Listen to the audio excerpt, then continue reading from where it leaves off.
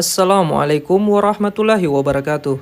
Pada video kali ini, saya akan kembali melanjutkan pembahasan mengenai sejarah peradaban besar dunia, yaitu peradaban Yunani kuno. Tanpa berlama-lama lagi, mari kita mulai pembahasannya. Dewa-dewi Yunani kuno. Umumnya, anggapan orang-orang pada zaman kuno tentang perwujudan dewa adalah berwujud manusia atau binatang. Menurut mitologi Yunani, dewa adalah makhluk yang lahir seperti manusia biasa yang memiliki kepribadian, emosi, dan kecerdasan. Hanya saja mereka memiliki kemahakuasaan untuk mengatur aspek-aspek dalam kehidupan manusia dan menentukan nasib manusia.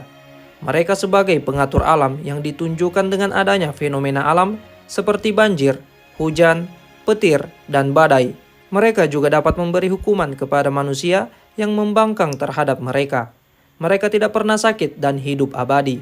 Dewa merupakan sebutan bagi mereka yang berjenis kelamin pria, sedangkan yang berjenis kelamin wanita disebut dengan dewi. Dewa-dewi Yunani tinggal di puncak Gunung Olympus dan mereka berjumlah sekitar 17 dewa-dewi. Namun, 12 dewa-dewi diantaranya dianggap sebagai dewa-dewi Olympus. Dewa-dewi Olympus yang utama ada 10, yaitu Zeus, Hera, Aphrodite, Apollo, Athena, Ares, Artemis, Hermes, Hephaestus, dan Poseidon. Sementara 7 dewa lainnya adalah Hebe, Helios, Hestia, Demeter, Dionysus, Hades, dan Persephone. Dewa Zeus. Zeus dalam mitologi Yunani merupakan dewa teragung.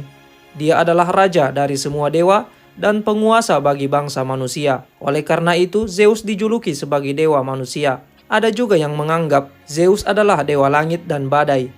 Zeus sanggup mengeluarkan petir yang dapat menyambar siapapun yang membangkangnya. Zeus adalah anak Cronus dan Rhea yang masih satu keturunan bangsa Titans. Zeus bersaudara dengan Poseidon, Hades, Hestia, Demeter, dan Hera. Zeus memiliki singgasana di Gunung Olympus. Jadi tidak heran jika orang Yunani saat itu selalu mengadakan pertandingan olahraga yang dikenal dengan Olimpiade, yang ditujukan untuk memberikan penghargaan dan penghormatan kepada dewa Zeus. Sosok Zeus menurut mitologi Yunani digambarkan sebagai raja yang berjambang, memiliki tubuh yang gagah dengan kilatan petir di tangannya. Dewi Hera. Hera adalah dewi pelindung pernikahan, pengorbanan, dan kesetiaan. Dia digambarkan sebagai dewi yang penuh keagungan dan penuh hikmat.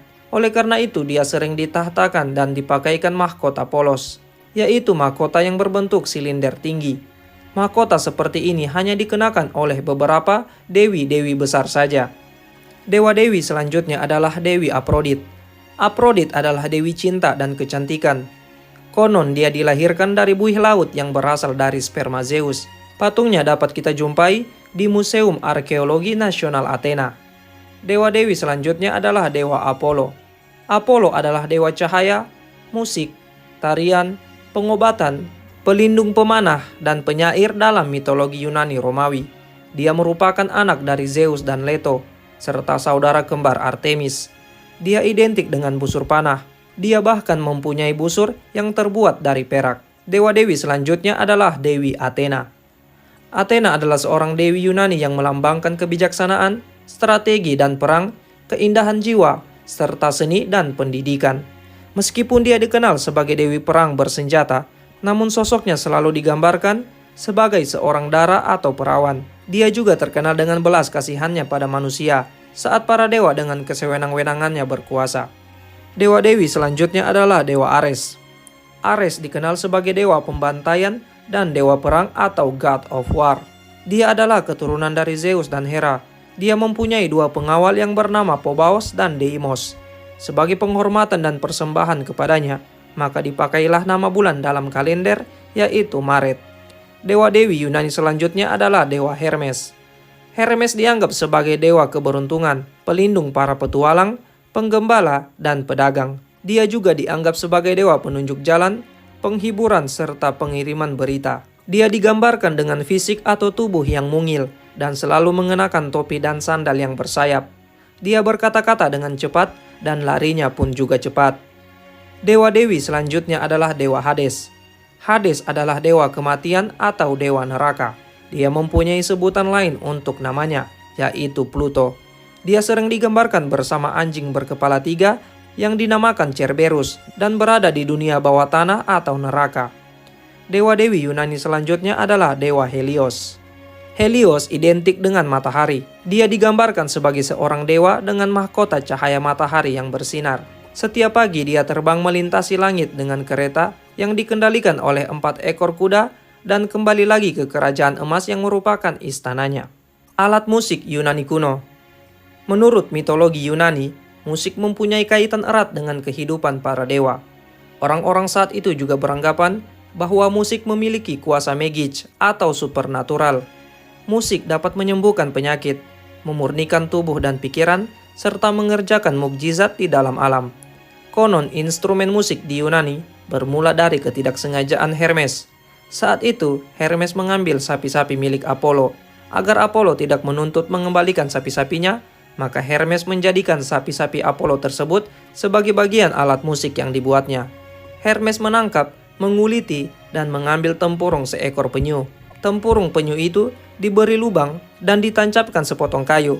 Pada bagian rongganya ditutupi dengan kulit sapi. Kemudian Hermes mengikatkan usus sapi dari ujung potongan kayu ke ujung tempurung. Maka jadilah instrumen musik ala Hermes. Hermes kemudian memainkan alat musiknya sambil bernyanyi. Hermes tidak asal bernyanyi, dia sengaja bernyanyi dengan syair yang memuji kebaikan, kepintaran, dan kemurahan hati Apollo. Melihat hal tersebut, Apollo akhirnya tidak menuntut Hermes, bahkan dia mengampuninya. Mereka berdua juga membuat perjanjian yang isinya Hermes boleh memiliki sapi-sapi Apollo asalkan alat musik buatan Hermes menjadi milik Apollo. Dari kisah ini dapat diketahui bahwa alat musik di Yunani kuno sudah ada pada masa itu. Kisah ini ada yang menyebutnya sebagai asal-usul instrumen lira. Selain lira, bangsa Yunani kuno juga mengenal tanbur. Tanbur berkembang di Yunani sekitar tahun 3000 sebelum Masehi. Menurut Maurice J. Somerville, tanbur merupakan instrumen yang berdawai 4 atau chartar. Char berarti 4 dan tar berarti dawai. Ada juga yang menganggap bahwa tanbur sebagai kelanjutan dari tanbur Persia dan gitar Hattiti. Seni patung di Yunani kuno. Seni patung adalah hasil ekspresi jiwa manusia dengan membuat bentuk visual melalui media 3 dimensi yang ditujukan untuk keindahan. Di Yunani, seni patung berkembang sejak zaman prasejarah atau zaman batu hingga tahun 1000 sebelum Masehi dengan berbagai relief yang berbentuk binatang dan manusia, disertai ukiran atau pahatan pada mata dan lengan.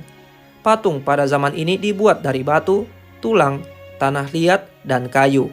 Setelah zaman Archaea, patung dibuat dari batu pualam atau kayu dan umumnya berbentuk manusia.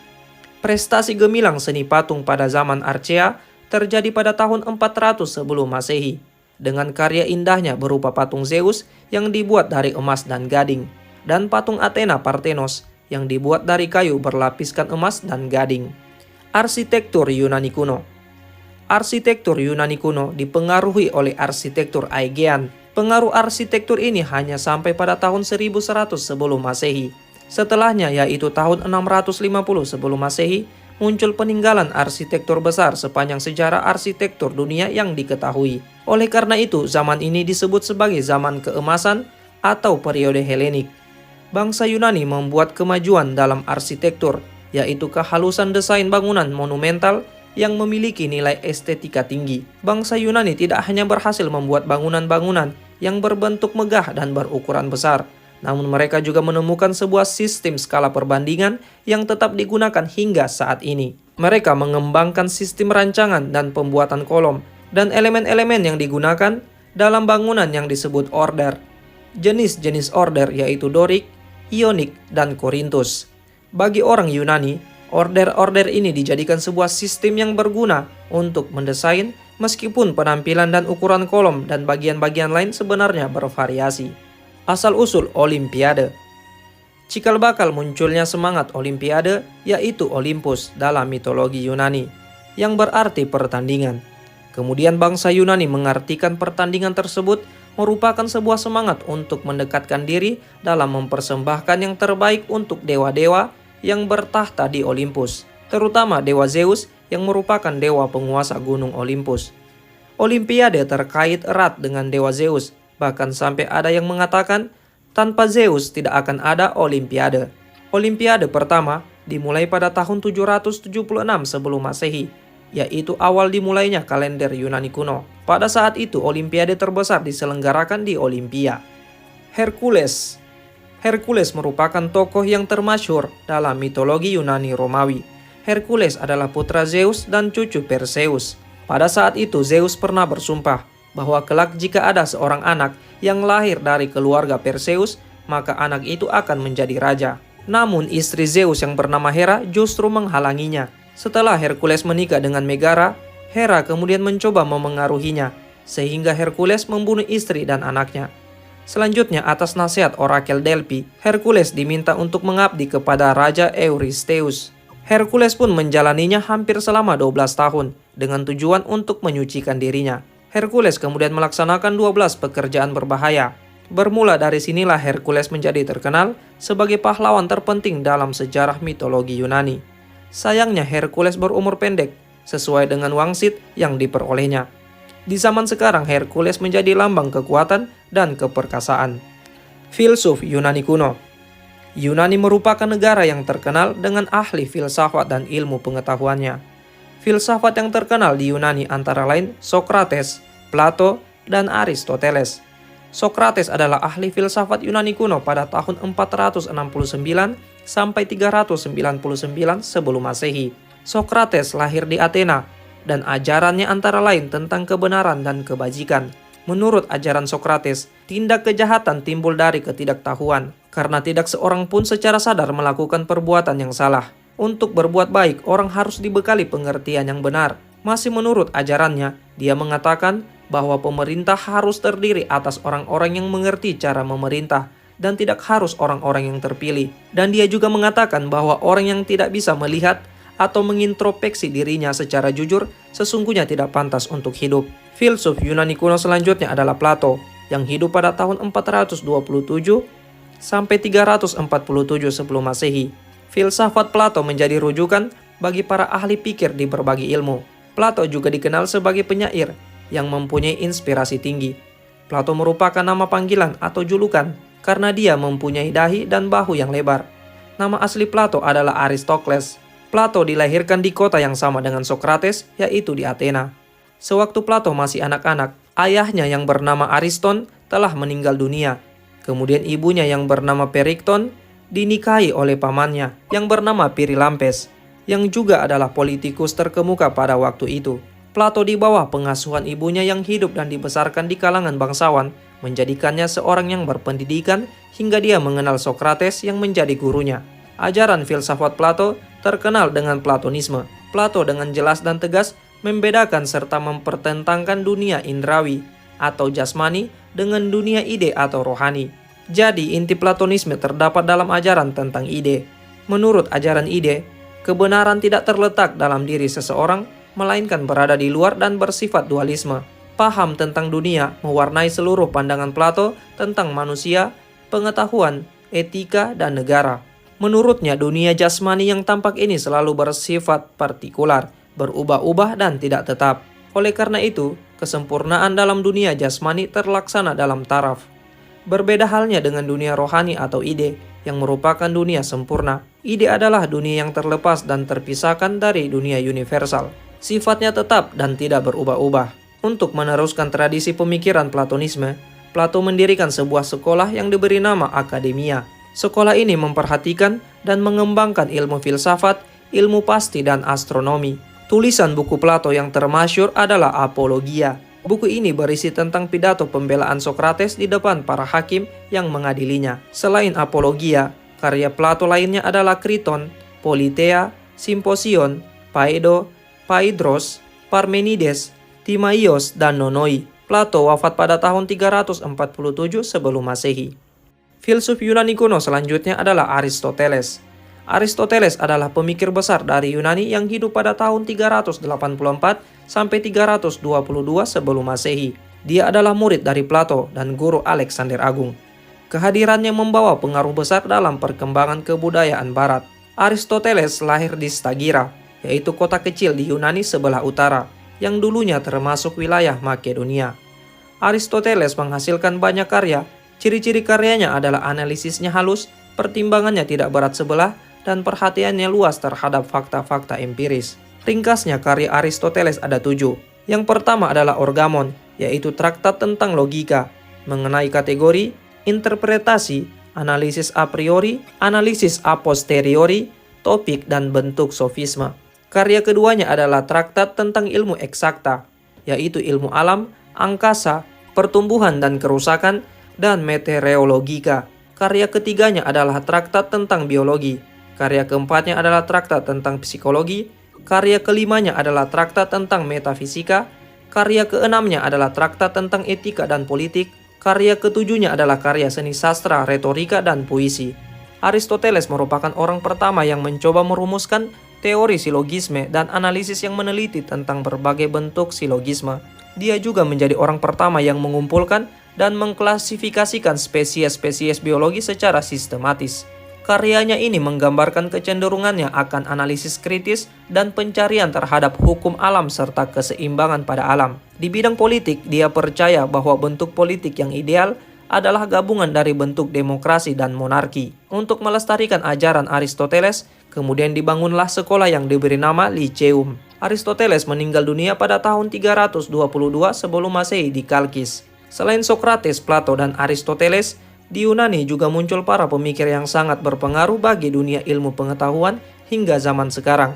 Mereka adalah Anaximenes, Hippocrates, Archimedes, Pythagoras, Herodotus, dan para pemikir yang lainnya. Yang pertama akan kita bahas adalah Anaximenes. Anaximenes adalah seorang filsuf alam dari Yunani yang hidup pada abad ke-6 sebelum Masehi. Dia masih satu generasi dengan Anaximander. Anaximenes lahir di Miletus. Dia mempunyai pendapat bahwa zat yang awal ada adalah udara. Alasannya karena segala sesuatu di alam dirasuki udara, termasuk jiwa manusia. Pemikir Yunani selanjutnya adalah Hippocrates. Hippocrates dikenal sebagai tabib terkenal dari Yunani. Kemunculannya sekitar tahun 460 sampai 377 sebelum Masehi. Dia diperkirakan lahir di Pulau Kos di Yunani. Dia dijuluki sebagai bapak ilmu kedokteran. Nama Hippocrates selalu dihubungkan dengan sumpah Hippocrates yang wajib diikrarkan oleh para mahasiswa kedokteran ketika wisuda. Dia juga berhasil menulis beberapa karya tulis yang disebut Corpus Hippocraticum. Di antaranya Epidemi 1 dan 2, Regimen dalam penyakit akut, dan Prognostik. Ketiga karya tulis tersebut membahas pelaksanaan dan pengobatan klinis. Ada juga karyanya yang berhubungan dengan teknik-teknik pembedahan seperti luka di kepala, persendian, dan tulang. Menurut Plato dalam bukunya Protagoras, Hippocrates merupakan guru yang namanya setenar pemahat Polyklitus atau Pidias. Masih menurut Plato, tetapi dalam bukunya Phaedrus, Hippocrates merupakan tabib yang memakai pendekatan filsafat dalam masalah medis. Pemikir selanjutnya adalah Archimedes. Archimedes hidup pada tahun 287 sampai 212 sebelum Masehi. Dia merupakan ahli matematika dari Yunani yang terkenal dengan hukum Archimedesnya sampai sekarang. Dia juga menjadi penasehat Raja Hiero II. Archimedes tinggal di Sirakusa di Sisilia. Hukum Archimedes memastikan bahwa benda apa saja yang dicelupkan sebagian atau seluruhnya ke dalam zat cair akan mendapat tekanan ke atas sebesar volume zat cair yang didesak oleh benda itu, dan volume zat cair yang didesak adalah sebesar volume benda itu. Penemuan hukum Archimedes tersebut adalah secara kebetulan, di mana Archimedes diminta oleh raja untuk memeriksa mahkota baru. Apakah benar-benar terbuat dari emas murni atau campuran emas dan perak? Untuk membuktikannya, Archimedes mengambil emas murni seberat mahkota raja dan memasukkannya ke dalam ember yang penuh air. Tumpahan air dari ember ini ditampung dan ditimbang. Kemudian dia mengambil mahkota raja dan memasukkannya ke dalam ember kedua yang juga penuh air. Tumpahan air dari ember kedua ini kemudian ditampung dan ditimbang. Setelah Archimedes membandingkannya, air yang tumpah dari ember kedua lebih sedikit daripada air yang tumpah dari ember pertama. Ini artinya mahkota di dalam ember yang kedua tidak terbuat dari emas murni atau campuran emas dan perak. Hal ini terjadi karena emas memiliki massa jenis yang lebih besar dibandingkan perak. Pythagoras dikenal sebagai seorang ahli matematika dan filsafat dari Yunani. Dia hidup antara tahun 580 sampai 500 sebelum Masehi. Dia juga telah memberi sumbangan besar terhadap filsafat dan ajaran keagamaan pada akhir abad ke-6 sebelum Masehi. Peninggalan Pythagoras yang terkenal adalah Teorema Pythagoras. Teorema ini menyatakan bahwa kuadrat hipotenusa dari suatu segitiga siku-siku adalah sama dengan kuadrat dari sisi-sisi siku-sikunya. Pythagoras telah menanamkan kepercayaan bahwa segala sesuatu di dunia ini berhubungan dengan matematika. Segalanya dapat diperkirakan dan diukur dalam siklus beritme. Hakikatnya matematika mengandung keindahan yang disebabkan segala fenomena alam dapat dinyatakan dalam bilangan-bilangan atau perbandingan bilangan. Pemikir Yunani kuno selanjutnya adalah Herodotus. Herodotus adalah sejarawan Yunani yang hidup pada tahun 484 sampai 430 sebelum Masehi. Dia diyakini berasal dari keluarga terpandang di Asia Kecil. Dia pernah dibuang dari kota asalnya oleh tiran Lykdamis. Namun akhirnya dia dapat kembali lagi dan ikut bergabung dalam usaha menggulingkan sang tiran tersebut. Konon atas kemauannya sendiri, Herodotus bertempat tinggal di Pulau Samos dalam waktu yang cukup lama. Ketika kembali ke kota kelahirannya, dia tidak begitu dikenal lagi. Oleh karena itu dia memutuskan untuk meninggalkan kota itu selamanya dan menuju ke koloni baru milik Yunani, yaitu di Italia Selatan. Salah satu karya sejarahnya yaitu Histor, berisi sejarah perang Yunani Persia yang ditulis dengan gaya narasi, gaya yang pertama kali dipakai dalam kesusastraan Yunani kuno. Sebenarnya dia tidak bermaksud menulis karya sejarah.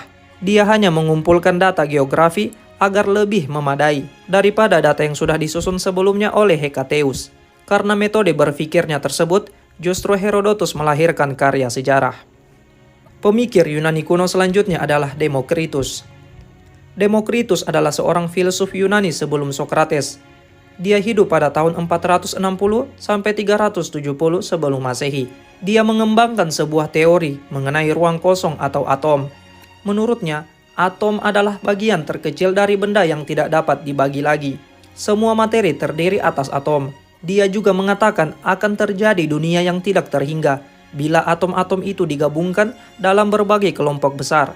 Tetapi karena atom tersebut bertabrakan dan terpantul, partikel ini menyebar sesudah satu jangka waktu.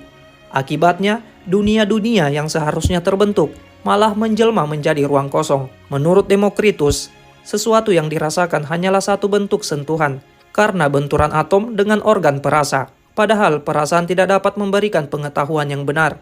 Perasaan hanya menyampaikan dunia melalui warna, bau, dan rasa. Sedangkan pengetahuan tentang atom berasal dari kemampuan nalar, bukan dari perasaan. Adanya teori atom Demokritus, maka kemungkinan intervensi Tuhan atau dewa-dewa tertutup atau kecil sekali. Teori atom Demokritus inilah yang menjadi pelopor ilmu fisika materi. Demokritus jugalah yang pertama menyatakan bahwa galaksi Bima Sakti merupakan cahaya gugusan bintang-bintang yang tempatnya sangat jauh. Pemikir Yunani selanjutnya adalah Hipparchus. Hipparchus adalah seorang astronom dan matematikawan Yunani. Dia muncul pada tahun 194 sampai 120 sebelum Masehi. Dia memfokuskan pada penetapan untuk kalender astronomi yang tepat dengan menentukan hubungan bilangan yang cermat antara tahun matahari, tahun bintang, bulan berdasarkan purnama, dan berdasarkan terbitnya matahari. Dia juga membuat model langit yang cocok dengan data yang telah diperolehnya, yakni dia menggunakan sistem dengan bumi sebagai pusat. Teori matematik Apollonius mengenai epilingkaran dan eksentrika dia terapkan untuk gerakan bulan dan matahari. Selain metode trigonometri yang telah dikembangkan sendiri, karyanya dengan metode episiklik untuk edaran planet ternyata efektif. Oleh karena itu karyanya dijadikan dasar oleh Ptolemeus dalam mengupas sistem geosentrik. Pemikir Yunani kuno selanjutnya adalah Ptolemeus. Ptolemeus dikenal sebagai seorang ilmuwan Yunani Mesir.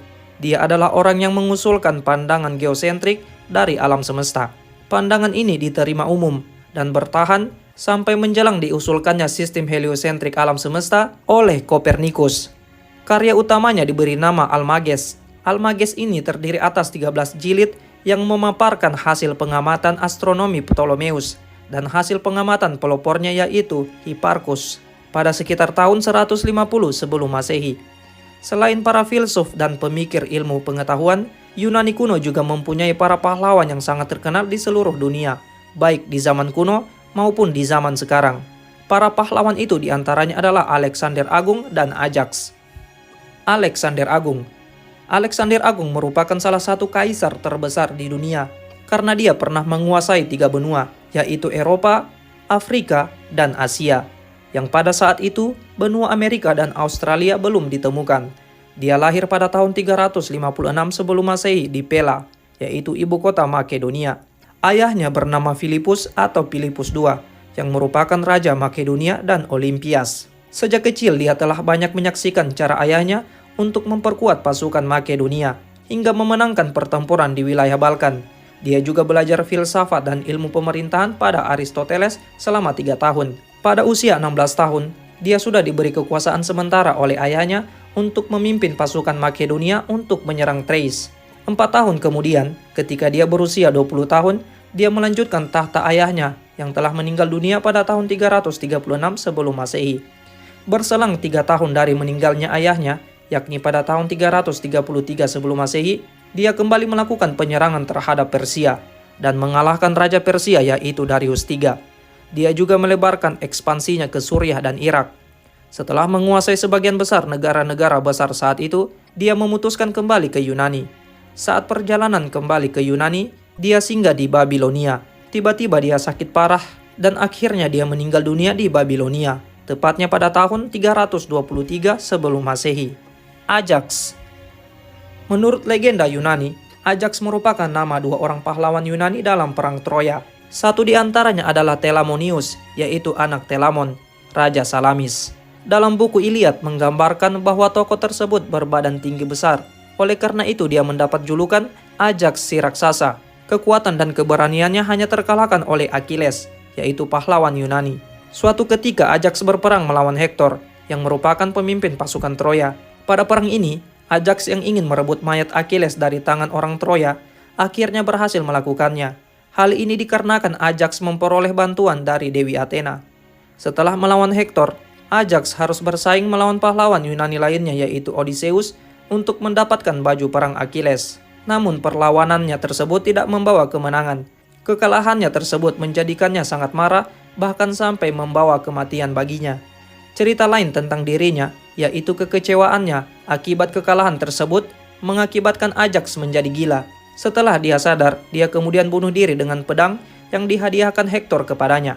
Ajaibnya, darah yang keluar dari tubuhnya kemudian mekar sekuntum bunga berwarna merah. Ajax si raksasa menjadi pahlawan pelindung Pulau Salamis. Pulau Salamis merupakan tempat berdirinya kuil dan patung yang dipersembahkan untuknya. Selain itu, untuk menghormati dan mengenang Ajax, kemudian diadakan suatu pesta yang disebut Aiantheia. Di zaman sekarang, Ajax dikenal masyarakat luas karena dijadikan sebuah nama klub sepak bola di negara Belanda, yaitu Ajax Amsterdam. Demikianlah pembahasan mengenai sejarah peradaban Yunani kuno. Dan pembahasan ini adalah bagian terakhir dari materi sejarah peradaban Yunani kuno. Semoga materi ini dapat memberikan sedikit tambahan informasi dan ilmu pengetahuan bagi kita tentang sejarah peradaban dunia. Mohon maaf jika ada kesalahan dalam penyampaian saya ucapkan terima kasih dan sampai jumpa di video selanjutnya.